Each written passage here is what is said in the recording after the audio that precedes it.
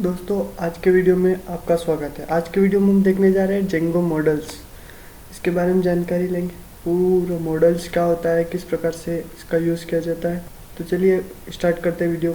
आपसे एक छोटा सा अनुरोध रहेगा कि आप हमारे चैनल को सब्सक्राइब करें और अपने वीडियोस को अपने दोस्तों के साथ शेयर करें ताकि उनको भी नॉलेजेबल वीडियो प्राप्त हो सके। तो चलिए अपने वीडियो को स्टार्ट करते हैं। तो दोस्तों, आज इस जेंगो में मॉडल्स के बारे में जानकारी लेंगे। तो uh models is uh Django uh class import with from uh Django DB library.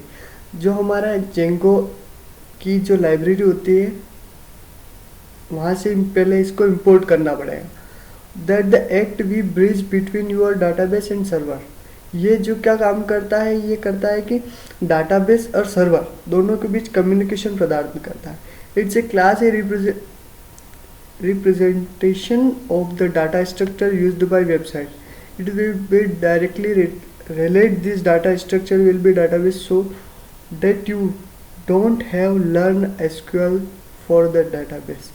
अपने जेंगो में एक चीज़ प्रोवाइड किया गया, जैसे कि हम दूसरी लैंग्वेजेस पढ़ते हैं तो उसके अनुसार हमको एसक्यूएल में कुछ क्यूरी का उपयोग करना होता है, जिससे कि हम डेटाबेस में एक टेबल क्रिएट कर सके। तो यहाँ पे हमको सीधा कुछ नहीं करना पड़ता है। यहाँ पे हमको किसी क्यूरी लिखने की ज़रूरत नहीं पड़ती। इसमें क्या होता है कि हमको सिंपल सा एक मॉडल लिखना पड़ेगा। उस मॉडल के द्वारा हम उसको डेटाबेस में स्टोर कर सकते हैं, टेबल को क्रिएट कर सकते हैं।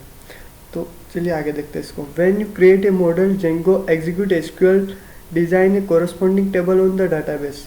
जब हम अपने मॉडल को एग्जीक्यूट करते हैं, अपने जो मॉडल क्रिएट किया हुआ होता है उसको हम एग्जीक्यूट करेंगे, तो वहाँ पे वो क्या करेगा कि अपने डाटाबेस के अंदर एक टेबल क्रिएट कर देगा।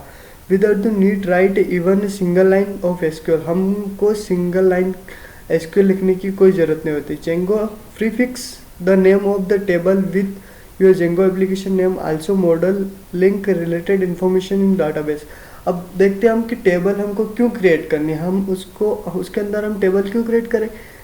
तो टेबल इसके लिए क्रिएट करते हैं कि हमको किसी भी प्रकार का हमको डाटा सर्वर पर अपलोड करना और उसको स्टोर करना होता है। इसके लिए हमको टेबल क्रिएट करना पड़ती है।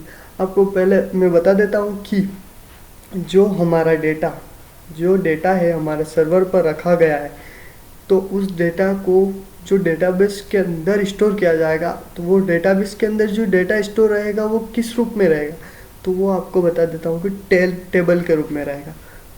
ये इंटरव्यू क्वेश्चन बन सकता है आपके लिए, तो आपको ये क्वेश्चन याद रखना है। तो उसके बाद आगे देखते हैं। Django modules the SQL of the database uses with the Django SQL.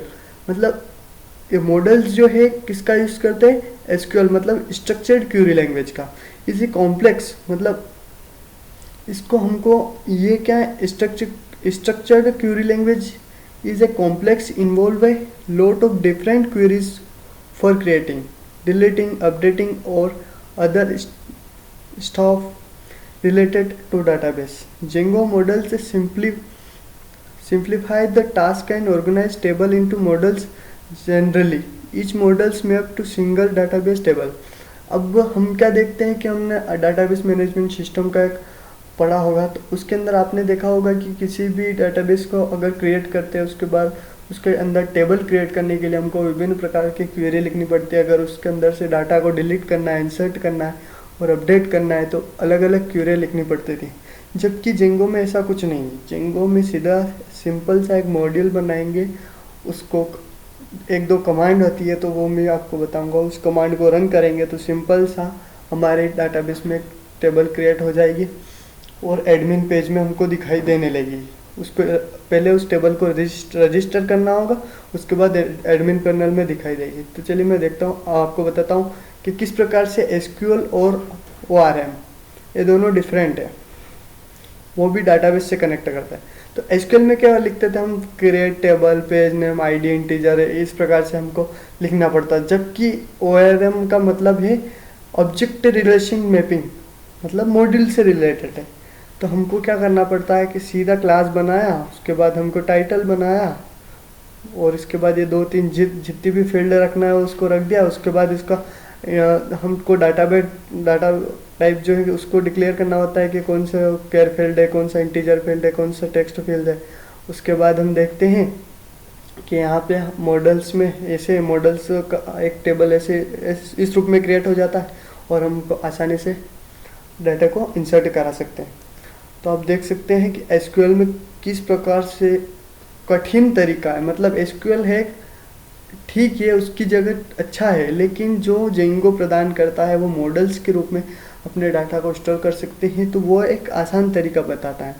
तो आप लोगों के मन में कोई भी क्वेश्चन आए तो आप कमेंट में आप पूछ सकते हैं, और इसके बारे में हम मॉडल क्रिएट करेंगे। उसके बाद हम देखेंगे कि मॉडल को किस प्रकार से रजिस्टर किया जाता है। अगर रजिस्टर करने का मतलब मैं बता देता हूँ कि admins.py नाम की एक फाइल होती है अपने प्रोजेक्ट के अंदर।